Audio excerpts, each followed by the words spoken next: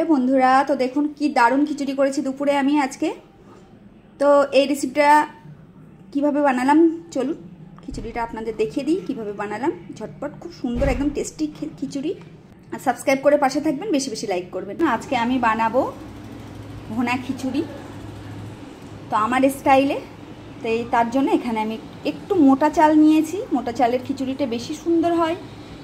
তো এখানে 350 মতো চাল নিয়ে নিয়েছি, আর এখানে আমি 300 মতো ডাল নিয়ে নিয়েছি। চাল আর ডালটা আমি একসঙ্গে করে দেব, দিয়ে ভালো করে ধুয়ে নেব।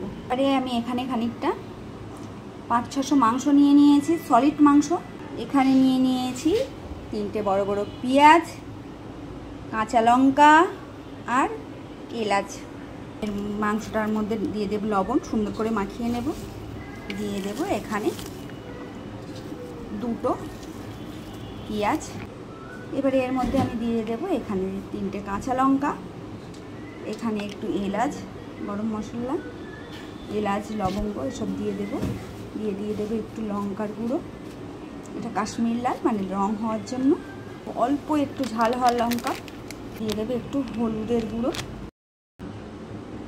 এবারে দিয়ে দেবো এখানে 1 চামচ আদা রসুনের পেস্ট, দিয়ে ভালো করে এটা মাখিয়ে নেব। এবারে একটা প্রেসার কুকার নিয়ে নেব, প্রেসার কুকারের মধ্যে মাংসগুলো সব দিয়ে দেবো। এবারে এখানে আমি 2 চামচ তেল দিয়ে দেব, বড় চামচের, দিয়ে ভালো করে হাত দিয়ে এইভাবে মাখিয়ে দেব। তো একটু পানি দেবো না মাংসের মধ্যে, ফ্রোজেন মাংস, মাংসটা ফ্রিজে ছিল এই জন্য পানি বার হবে। একটা টমেটো 4 ফালি করে, তো আমি দেখুন 4 পিস করে নিয়েছি টমেটোটা, তো দিয়ে দেব। তো মাখিয়ে নিয়েছি ভালো করে, এবারে আমি ঢাকনা দিয়ে ঢেকে দেবো। এখানে আমি চাল আর ডালটা ভালো করে পরিষ্কার করে ধুয়ে পানি ঝরাতে দিয়েছি। একটা কড়া নিয়েছি, কড়াই আমি দিয়ে দেবো এখানে খানিকটা তেল। মাংসই তেল আছে এই জন্য আমি এখানে দিয়ে দিলাম 3 চামচ তেল। তো তেলটা গরম হয়ে গেছে, এখানে আমি 3টে এলাচ দিয়ে দিলাম, লবঙ্গ, দারচিনি দিয়ে দিয়েছি। 3টে পেঁয়াজ কাটা ছিল, পেঁয়াজ কাটাটাও আমি দিয়ে দিয়েছি এর মধ্যে। এখানে দিয়ে দিয়েছি 4টে কাঁচা লঙ্কা, দিয়ে ভালো করে আমি নেড়ে দিই। পেঁয়াজটা একটু লাল লাল হয়ে গেছে, এবারে আমি এই চাল আর ডালটা ঢেলে দেবো, দিয়ে সুন্দর করে আমি এটা কষিয়ে নেব। নেড়ে দেখতে পাচ্ছেন এখানে আমি চাল আর ডালটা 7-8 মিনিট ভালো করে কষিয়ে নিয়েছি। এবারে এখানে আমি দিয়ে দেবো একটু আদা রসুনের পেস্ট। এই খিচুড়িটা একটু খেয়ে দেখবেন, এগুলো আমার সব নিজের মতো করে বানানো। করে আমি নেড়ে নেব খিচুড়িটা। এখানে আমি বড় বড় দেখে 2টো আলু কেটে নিয়েছি, এরকম চৌকো চৌকো করে। আলুগুলোও দিয়ে দেবো আমি এর মধ্যে। সুন্দর করে পুরো খিচুড়িটা আলুটা আমি নেড়ে নেব। এবারে এখানে আমি দিয়ে দেব লবণ, 1 মুঠো লবণ দিয়ে দেবো, আপনার পরিমাণ মতো মেপে দিয়ে দেবেন। এবারে দিয়ে দেব হলুদ, দিয়ে দেবো একটু কাশ্মীরি লঙ্কার গুঁড়ো অল্প করে। এবারে দিয়ে দেবো একটু জিরে আর মরিচের গুঁড়ো। জিরে, মরিচ, ধনে সব কিছু দেওয়া আছে, করে নেড়ে নেব। এটা করে কষানো হয়ে গেছে আবার 5-7 মিনিট। এবারে আমি এখানে দিয়ে দেবো পানি। এখানে আমি দিয়ে দিয়েছিলাম 1 বাটি চাল, এখানে এই জন্য আমি দিয়ে দেবো 2 বাটি পানি। আর ডাল দিয়েছি সেই জন্য আর 1 বাটি, মানে 3 বাটি পানি দেবো আমি এখানে। তো মোটা চাল যেহেতু সেই জন্য আমি এখানে বড় বাটি 4 বাটি পানি দিয়ে দিয়েছি। দিয়ে আমি একটা ঢাকনা দিয়ে এটা ঢেকে দিই।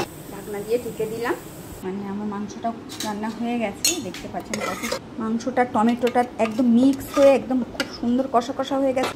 খিচুড়িটা পুরো গলে, অনেকটাই গলে গেছে, পুরো হাফ হয়ে গেছে। তো মাংসগুলো আমি খিচুড়ির মধ্যে ঢেলে দিচ্ছি। তো দেখতে পাচ্ছেন মাংসটা দিয়ে দিয়েছি, দিয়ে ভালো করে নেড়ে দেবো। এখানে আপনাদের বাড়িতে ধনে পাতা থাকলেও দিয়ে দিতে পারেন, আমাদের বাড়িতে এখন ও ধনে পাতা এনে রাখলেই পচে যায়, ওই জন্য আমি আর আনতে পারছি না। এবারে আমি এখানে দিয়ে দেবো একটু চিনি। চিনিটা মানে আমি চিনিটা দিলাম এই জন্য হালকা একটু মিষ্টি মিষ্টি, মশলা যে ঝাঁঝটা সেটা কমে যাবে। খিচুড়িটা একদম মাখা মাখা হয়ে গেছে। দিয়ে দেবো একটু ঘি, উপরে একটু ঘি ছড়িয়ে দিলাম, পুরো ঘিটা যেন খিচুড়ির মধ্যে ছড়িয়ে যায় তার জন্য ভালো করে একটু নেড়ে নেব। যারা একটু ঝোলঝোল পছন্দ করেন খিচুড়ি তারা একটু বন্ধ করে দেবেন, আর যদি যারা একটু টাইট পছন্দ করেন তারা আরেকটু 2-3 মিনিট থেকে বন্ধ করে দেবেন। খিচুড়িটা পুরো শুকনো শুকনো হয়ে গেছে, আর আমি অনেক খিচুড়ি বানিয়েছি, তো একা তো খাওয়া যাবে না, দেখি ওকে একটু দিতে হবে। খিচুড়িটা হয়ে গেছে, আমি মাংস খিচুড়ি করেছি, পুরো কষা কষা মাংস খিচুড়ি। এই ধরনের রেসিপি দেখার জন্য আমার চ্যানেলটা সাবস্ক্রাইব করুন। খিচুড়িটা দেখুন কি দারুণ হয়েছে, পুরো গরম গরম খিচুড়ি, মাংস, আর এর মধ্যে একটু নিয়ে নেব পেঁয়াজ, দারুণ লাগবে খেতে। তো আমার ভিডিওগুলো ভালো লাগলে, আমার রেসিপিগুলো ভালো লাগলে আমার পাশে থাকবেন, সাবস্ক্রাইব করে বেশি বেশি লাইক করুন।